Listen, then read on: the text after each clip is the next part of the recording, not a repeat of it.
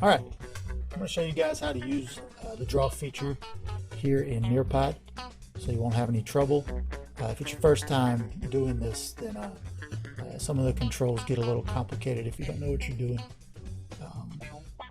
I want to make it as easy as possible for you. So first thing you have is the canvas. Usually it's some sort of picture that you're being asked to draw on.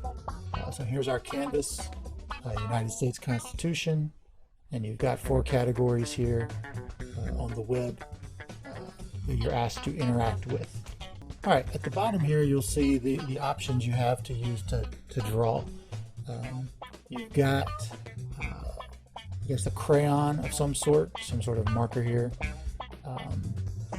You've got different colors you can choose from, and then you just use your mouse and write. That might be difficult to do. If you're on a mobile device, you could always use your finger to write with. The easiest way to put words on the canvas is to use the text feature. Select the color you want, the size of your typing. As you see here, I'm going to give you a sample.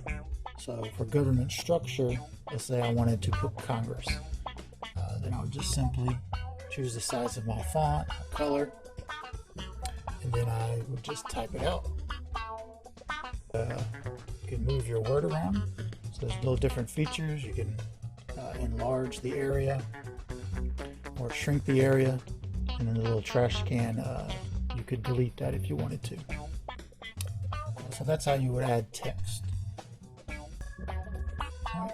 If you accidentally make a mistake, there's an undo arrow down at the bottom, as well as a redo arrow.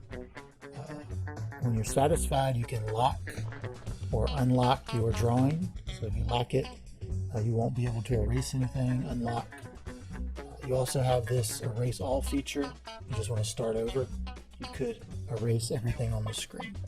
There's also an eraser for when you're using the crayon or the marker features. You can erase some of the stuff that you draw on there. You can't erase what you type though, so if you want to erase what you type, you just go back to the text box. Alright, you can also add pictures. So if you have your own pictures, you could add those with Browse My Files, or you could do a simple Google search and they pull up Google images for you that you could use as part of your answers. You can minimize it to make sure it fits. So there, it's a sample answer. I put Congress, I put a picture of Congress as part of the government structure. So make sure you familiarize yourself with these tools and how to access the draw feature in Nearpod.